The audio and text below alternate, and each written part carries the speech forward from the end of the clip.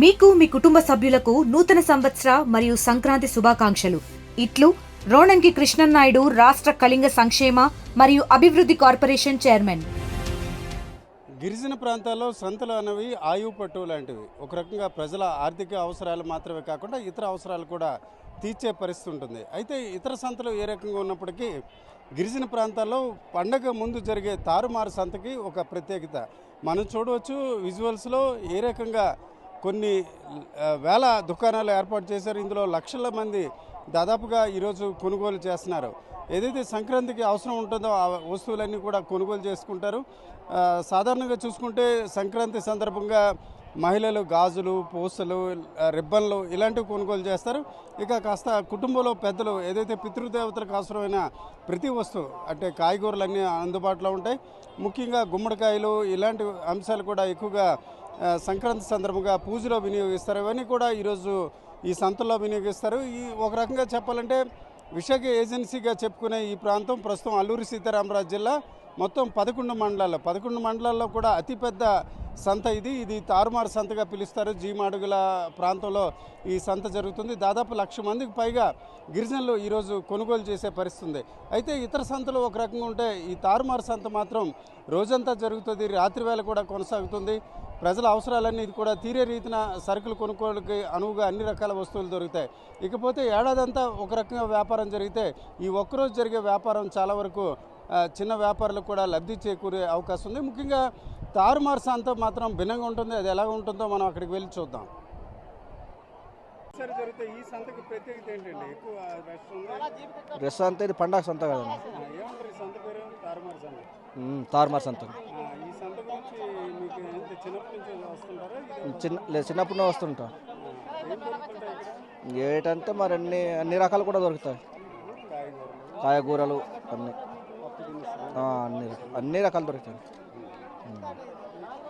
చిన్నప్పుడు ఎలా ఉండేది సంత, ఇప్పుడు ఎలా ఉందండి? చిన్నప్పుడు కన్నా ఇప్పుడే బాగుంది అంతా. మరి మీ చిన్నప్పుడు పెళ్లి సంబంధాలు అవి కూడా ఇక్కడ చేసుకునేవారట కదా, చూడాలి అలాంటివి? అంతే, అప్పుడు చూసేవాళ్ళేమో కానీ ఇప్పుడు వేరే ఉంటాయి. మారింది. మీ చిన్నప్పుడు పెళ్లి సంబంధాలు ఈ సంతలోనే చూసుకునేవారట కదా? లేదండి, ఇప్పుడు లేదు. అప్పుడేమో కానీ మరి ఇప్పుడు మా అప్పుడులో లేవు. ఊర్లోనే మరి అలా సంబంధంకి వెళ్తారు.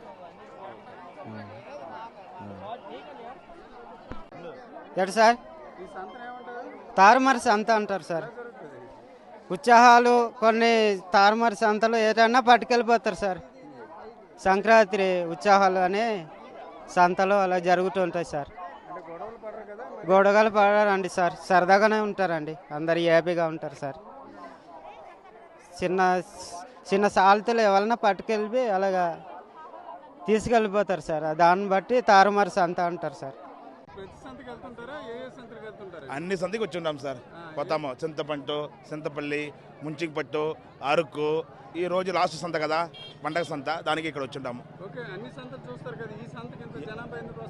ఈ సంత ఎక్కువ, అరకంతా ఎక్కువ.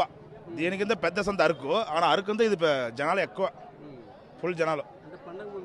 పండగ ముందు కదా, అది పోన రోజు పెసరసం పెట్టారు, ఈ రోజు పెట్టారు, పర్వాలేదు. బేరం మంచి బేరం. నా పచ్చి లంగా జాకెట్ తమిళనాడు వచ్చి అమ్ముతాం. ఇక్కడ కంచిలో వచ్చి అమ్ముతాం లంగా జాకెట్. గిరిజన సాంప్రదాయాలంతా కూడా తారుమారు సంతలో కనిపిస్తాయి. ఒక రకంగా స్నేహం అలాగే బంధుత్వం కూడా గతంలో ఏర్పడేది.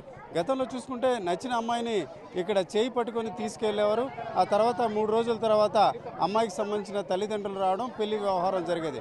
ఒక రకంగా సంక్రాంతి పండుగ నేపథ్యాన ఈ సంతల్లో అమ్మాయిని చూస్తే శివరాత్రికి పెళ్లి చేసుకోవడం అనేది ఒక గతంలో ఉన్న ఆచారం. ఆచారాలు ఏ రకంగా మారినప్పుడు కూడా ఇప్పుడు కూడా తారుమారు సంతకు మాత్రం క్రేజీగా ఉందనడానికి ఈరోజు ఇక్కడ ఉన్న పరిస్థితి ఒక నిదర్శనం. చరిత్ర సృష్టించినోడు ఇప్పుడు ఆ చరిత్రని తిరగరాయబోతున్నాడు. అబద్ధాల గోడల్ని బద్దలు కొట్టి నిజాలను రాగా మీ ముందుంచబోతున్నాడు.